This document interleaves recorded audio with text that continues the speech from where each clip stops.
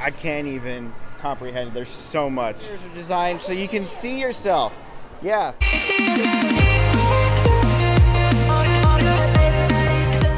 Hello everyone, welcome back to Richmond Guides. We are here at the Exploratorium at Piers 1517.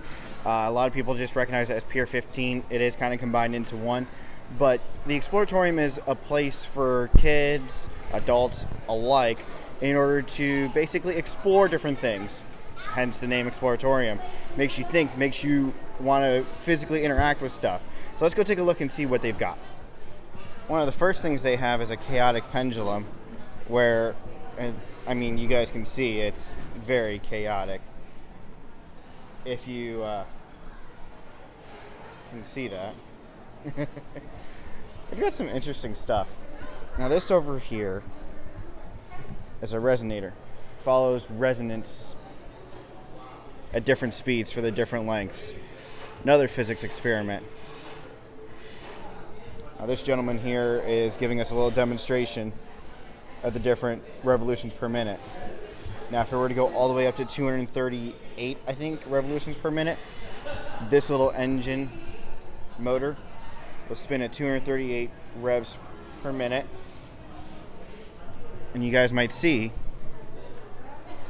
that one of them is in resonance while the other is not. Kind of cool. Here they have a self-balancing stick where it's constantly balancing itself, going back and forth. And we can stop the cycle and it'll just swing down. You can see the kinetic and potential energy in between the pendulum. And then we'll have it try to balance it again. It's trying to maximize the potential energy while minimizing the kinetic energy. And it did it very well. It's amazing what technology can do today. Now this is a physics nerd heaven because there's so much going on physics-wise here that I can't even comprehend it. There's so much.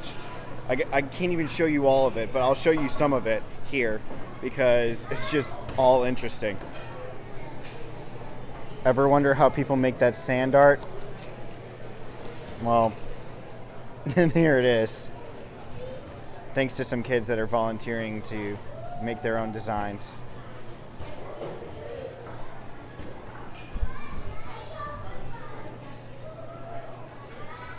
It's pretty cool. Anyone up for a game of Team Snake? Well, you need 2 to 4 people to play this because you'll have one person doing, looks like it's left and down, and another person doing up and right. Must be a lot of fun, but very tough when you're working with people. Now, one of the features that they have right now is inflatables. So I have these giant inflatables in here of like people and stuff. It's pretty cool. This set of mirrors here, you cannot see yourself if you look straight into it from the middle. You're gone. Well, you're a bit too close. But if you were to go the other way, these mirrors are designed so you can see yourself. Yeah, the one focal point can see yourself here. Ever wonder what the idea of the bell curve came from? Well, here's a look at it. It's all based on where the majority of a population goes, based on the divergence. It's pretty cool. Ever want a mini physics lesson in magnetic stuff? Well, try to use steel. Nope. Steel gets stuck. Yep, steel gets stuck. But aluminum's not ferromagnetic, nor is brass, nor is stainless steel. You can't pass it through without it getting stuck. I always wanted to create one of these things. Giant marble coaster. There's just so much stuff here. And a giant clock, I think. A parabola snake. So these strings are cut in a parabola format. Yeah. With each With one height, being with the height, and then each one's a different swing. So you got 15 swings, 16, 17. all the way up to 24 swings. Yeah. And it makes it look like a wave at some points, and other points multiple waves. Like you guys can see the wave there right now. Yeah. Now this is a perfect example of how gas works. With a lower velocity, it takes up a lot less space, so less volume. Lower kinetic energy, lower volume, lower temperature. But if you increase the temperature, it's going to want to increase its volume once we get up to a certain speed. There we go. Now it's increasing the volume.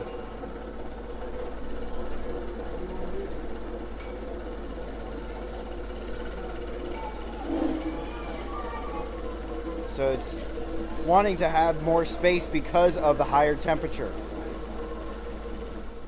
Oh, the temperature of my phone, it's ridiculous compared to me. It's hilarious. As you guys can see here at the Exploratorium, there's so much to do. We're not even going to be able to catch all of it today, but yeah. Let's go try and find one more thing before we leave for more of San Francisco.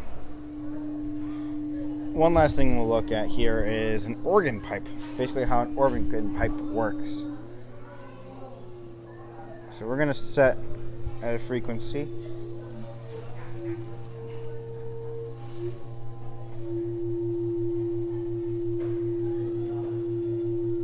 Alright, so the Exploratorium here on Pier 1517 was a lot of fun. You guys only saw a small snippet of it. There was a ton more that I didn't even get to see, with the life section, sound, light, all that kind of stuff.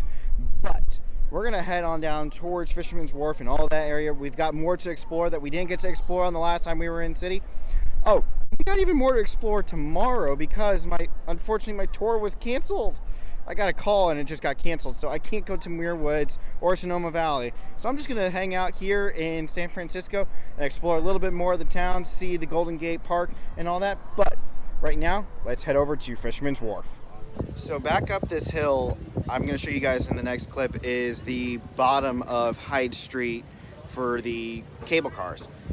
I enjoyed it when I rode it earlier today. You guys saw a couple pictures of it. I'm not riding it now because you'll see in just a second why. But I hope you guys take a look and see. It is actually quite cool on how they turn around the trolley cars all by hand. So take a look.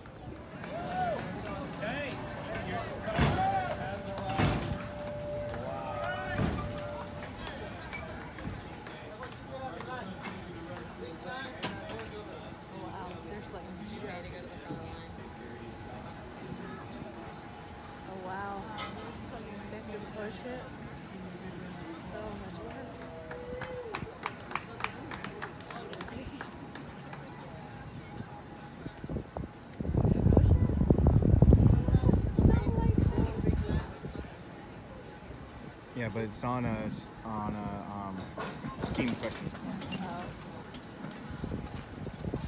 Now pushing it that way, that's a different story. Yeah. Until gravity takes hold. You can see where the bottom of the dip is down there.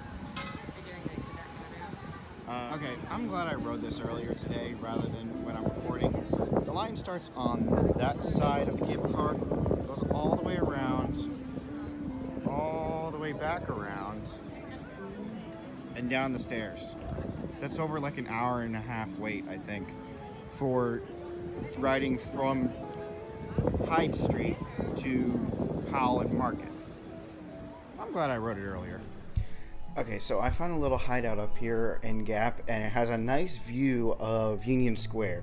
Now, I'm going to show it to you guys because it's the other side of the cable cars. What I just showed you on the end of Hyatt Street, this is the end of Powell, so I'm going to show you guys that. So down here is the other turntable for turning the cable cars around for Hyatt and Powell, and then Hyatt, not Hyatt, but Powell and I forgot what the other one was, but this is not as long of a line right now as it was earlier. It wrapped around all the way over to there and past there. But this is also a good place to find all the advocates for different groups and stuff like that, because this is a public place for everyone. But across the street is also the Westfield Mall, and in there they have Century Theaters, which so I went to see Solo yesterday, and unfortunately, if you guys saw the Instagram post, the fire alarm went off in the last 30 minutes. So I went to talk to them today, and they gave me basically a free voucher to come in tonight. So I'm going to go take a look at Solo again, watch it again, and enjoy it this time, hopefully with no fire alarms. But let me show you a couple other forms of transportation while I'm downstairs. It's Powell and Mason is the other one. You can see by the sign on there, Powell and Mason. So out here they have a couple of different buses. They have gas buses and electric buses and hybrid buses. Couple different routes that are the main heart here. Route 31, Route 5 are the main heart for me, getting out to Ocean Beach. As you guys see, Route 31 right there is on an electric line. But there's a couple others that are not on an electric line. But Market Street here is the busiest street in all of San Francisco, with most of the public transit lines just running straight through the heart of it. You've got streetcars from the F line, then you've got multiple different bus lines. You also got Mooney, Metro, and BART run through the underground here and actually connect to the mall, which we're going to take a brief look inside. Now, I know a lot of people don't like malls, but from first sight when I looked at this place, I was just like, what in the world kind of mall is this? It is over 6 stories tall. As you can see, this is the top 4 floors are Nordstrom here. Just Nordstrom. And on the other side with Bloomingdale's, there's a massive dome that tops this here. Now this side is about 6 stories high, not including Century Theaters being on the back side back there. Hey there guys, I know a huge lapse in time and I look a lot different today than I did yesterday during the video. But I hope you guys enjoyed looking at the Exploratorium, some of the transportation systems here in San Francisco, and a little bit of the mall. Now, I was able to finish watching Solo after being kicked out through a fire alarm, but I enjoyed the movie, and I have another free ticket to go see another movie at a Cinemark, because that's 2 times in a row that I've been kicked out by the fire alarm. Now, I do look flush right now, and I'm a little bit out of breath because I'm actually working on the next video, which is a little bit of a bike ride up and around to Sausalito and all that. So make sure you guys check into that when it comes out in the next time. But I'm going to leave that here for right now for the video you guys just watched with Exploratorium and transportation. I hope you guys enjoyed it, and make sure you guys subscribe down below. Hit the bell notification because the notifications are working now, so you can know whenever we get videos out. Make sure you like the Facebook page, follow the Twitter account.